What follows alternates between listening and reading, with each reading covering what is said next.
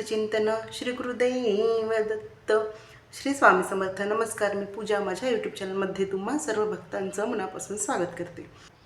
सद्गुरू वाचुनी सापडेना सोय, धरावे ते आधी पाय त्याचेच. तर 15 एप्रिलला आहे स्वामी पुण्यतिथी आणि आपल्याला या निमित्ताने स्वामींची जेवढी सेवा करता येईल तेवढी सेवा करायची आहे.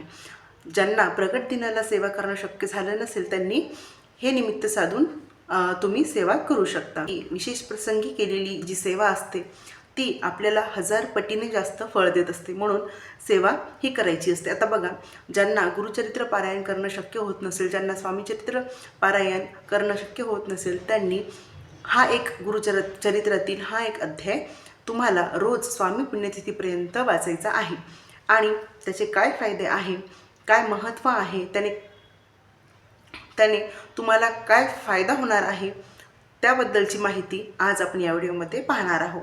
आणि तो अध्याय कोणता आहे ते देखील मी तुम्हाला सांगणार आहे. तो कसा वाचावा, कधी वाचावा, याबद्दलची माहिती आपण पाहणार आहोत. आता याने काय फायदे होणार आहे ते आपण याच अध्यायातून तुम्हाला मी वाचून दाखवते. नीट आहे का?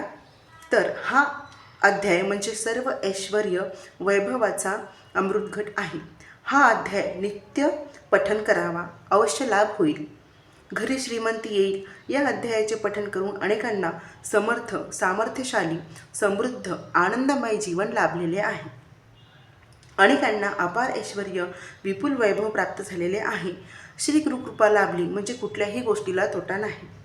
या 18व्या अध्यायाची उपासना करून धनसंपत्ती मिळवावी. श्री गुरुवर भक्तिभाव दृढ असेल तर सारी मनोरथे सफल होतील. या अध्यायाचे वाचन झाल्यावर श्री दत्तगुरु, श्रीपाद वल्लभ, श्री नृसिंह सरस्वती यांना भावपूर्वक वंदन करावे. आपणाला धनसंपत्ती प्राप्त व्हावी असे आग्रहाचे मागणे श्री गुरुचरणी मागावी. या अध्यायाची 28, 56 किंवा 108 पारायणे करावीत. आपली मनोकामना पूर्ण होईल. श्री गुरुचरित्र 18वा अध्याय पठण करावा. दारिद्र्य संकट परिहार होईल. मनोकामनेच्या सफलतेकरिता संपत्तीवर्धक श्लोक म्हणावा.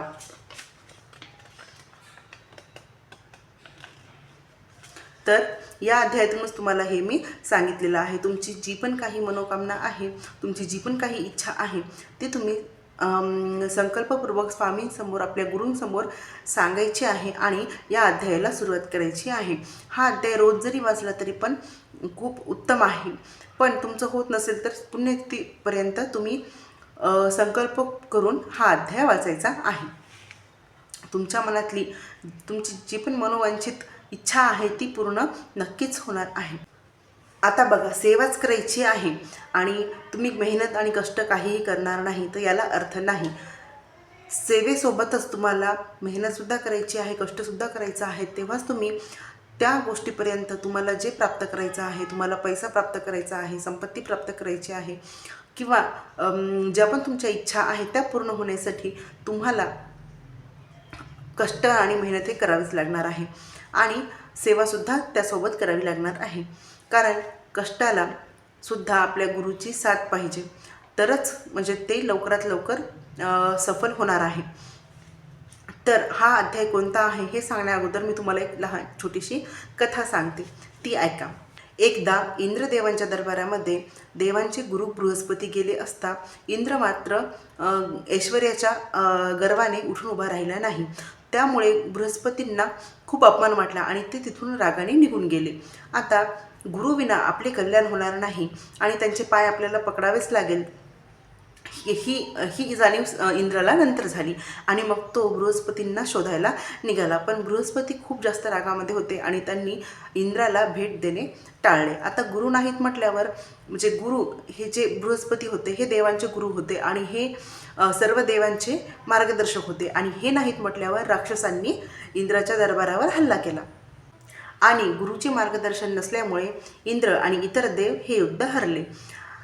त्यामुळे सर्व देव आणि इंद्रदेव ब्रह्मदेवाकडे गेले आणि ब्रह्मदेवांना सर्व हकीकत सांगितली. ब्रह्मदेवाने त्यांना सांगितले की तुम्हाला गुरूंची माफी मागावी लागेल आणि सध्या तुम्ही वास्तुविशारद विश्वकर्मा देवांच्या मुलाला सध्या गुरु बनवा आणि बृहस्पतींना शोधून काढा आणि त्यांची माफी मागा. तर इंद्रदेवांनी तसेच केले आणि मग बृहस्पतींना शोधून त्यांची माफी मागितली. आणि बृहस्पतींनी देखील इंद्राला माफ केले आणि मग त्यांच्याच मार्गदर्शनाखाली इंद्रदेव युद्ध जिंकला।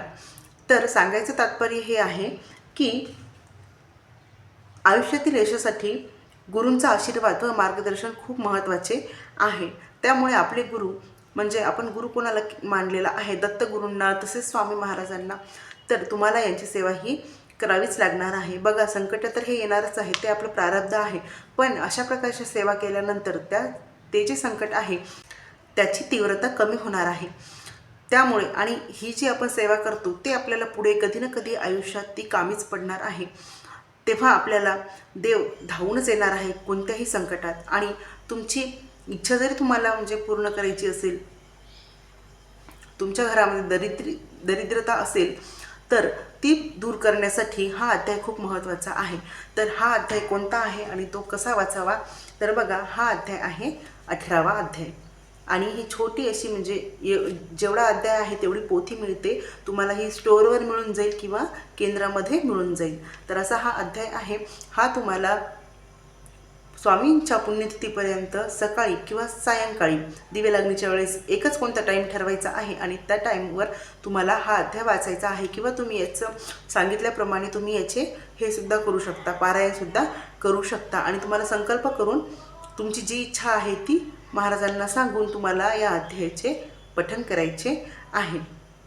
आणि असं याच अध्यायामध्ये सांगितलेलं आहे की या अध्यायाचे पठण करून खूप जणांना म्हणजे ऐश्वर्य प्राप्त झालेले आहे, खूप जणांची मनातील इच्छा पूर्ण झालेली आहे।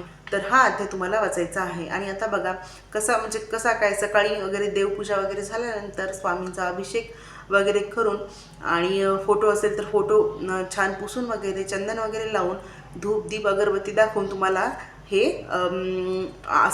खाली आसन घेऊन तुम्हाला या अध्यायाला वाचायला सुरुवात करायची आहे। तुम्ही सकाळी करू शकता किंवा सायंकाळी सुद्धा करू शकता। तर असं तुम्हाला या अध्यायाचं 18व्या अध्यायाचे पठण करायचे आहे।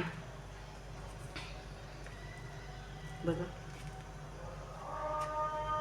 तर हे असं होतं। तर तुम्हाला दुसरी कोणतीही सेवा करणं होत नसेल तर नामस्मरण आणि नामस्मरणासोबतच 18वा अध्याय तुम्हाला पठण करायचा आहे। जर व्हिडिओ आवडला असेल तर व्हिडिओला लाईक करा आणि असेच तुम्हाला स्वामीमय आणि भक्तिपूर्ण व्हिडिओ पाहण्यासाठी माझ्या स्वामीमय लाईफ ऑफ शिवा शर्मा या चॅनलला सबस्क्राईब करा। धन्यवाद। श्री स्वामी समर्थ। जय जय स्वामी समर्थ।